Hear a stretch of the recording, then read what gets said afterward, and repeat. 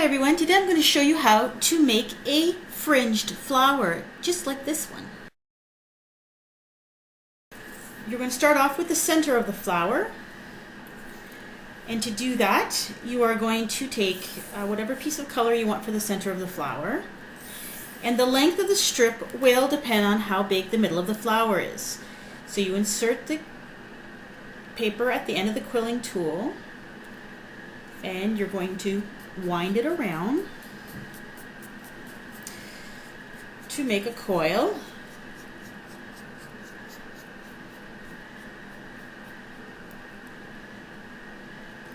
Just like so. And then we're going to glue the end down. A little dab of glue, like so. And set that aside for the moment. Then you're going to get a wider strip of paper, and you are going to put the fringes. You have to put the fringes into the flower, and there are a couple ways to do this. One of them is with a pair of craft scissors, and you just snip and snip and keep snipping until you get a little fringe. Kind of looks like like a comb, little fringes on the end. That does take a long time, and you certainly can do it that way. The other way is to use this little machine. This is called a fringer. They are expensive. They cost between $40 and $50 depending where you buy them. I bought mine at, I got it on eBay from a scrap, from some kind of a craft company, and I found it for $40.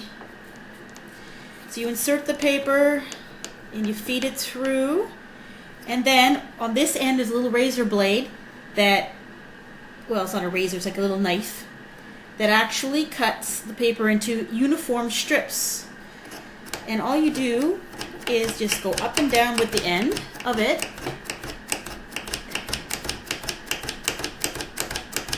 and it automatically feeds the paper through.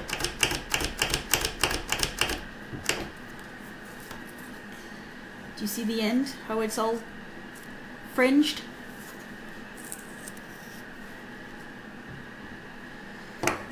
And then you keep doing that until you get the length that you want.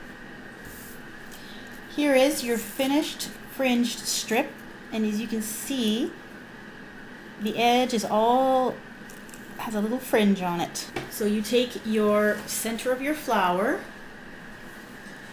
and I like to put a little glue around the entire circle. Then you take the end of the fringed piece and stick it on, and then you're simply going to turn it.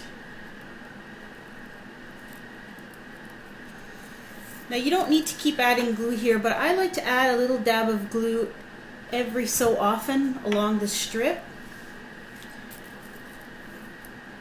so that it doesn't slide off the end of the quilling tool.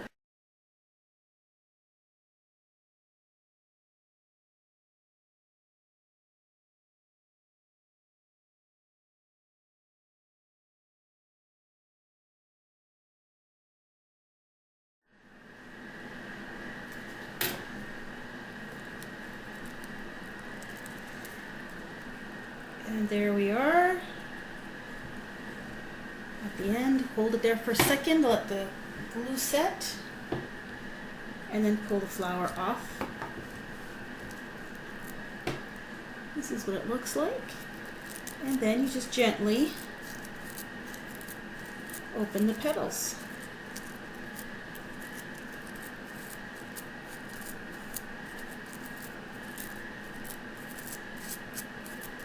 And there is your flower.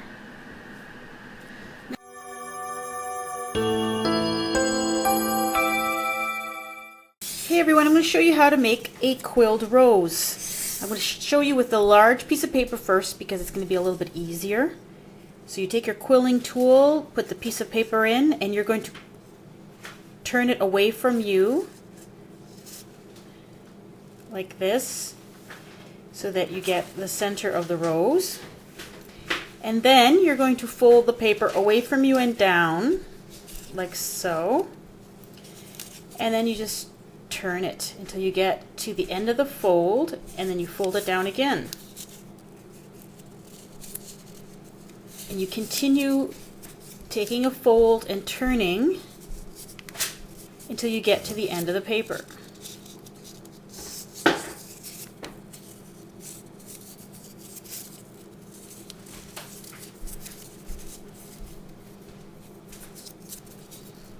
And then pull it off the quilling tool, and there you can see the rose. Now if you let it undo a little bit to loosen it up, and then you add a little bit of glue to keep it closed, there's the rose.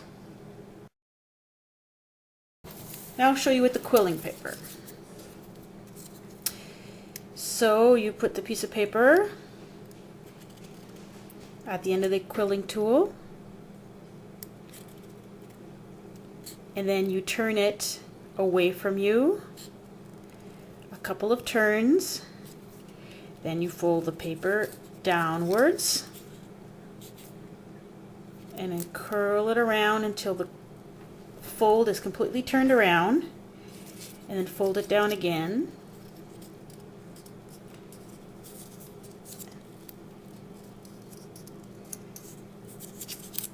And the trick is you want to fold it away from you and down.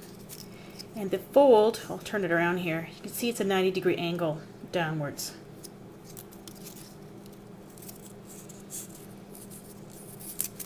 I suppose if you wanted to turn it around and fold it towards you, as long as you're turning in the right direction.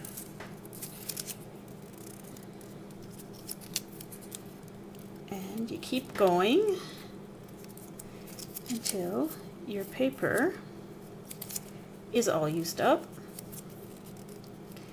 Pull it off of the quilling tool, and it's okay if you like it a nice little tight rose like this. You can just glue the end. Just glue this end down.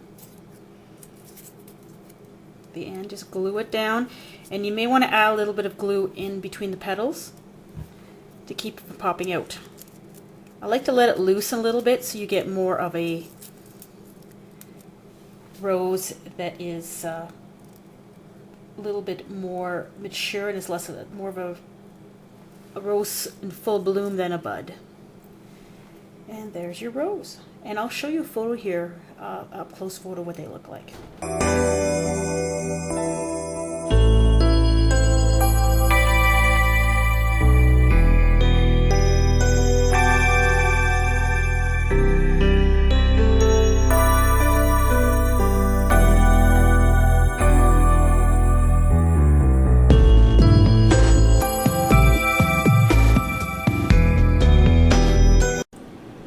Here are the fridge magnets that are being sent out in a couple of days.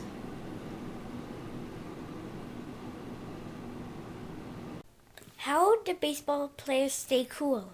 I don't know. They sit next to their fans.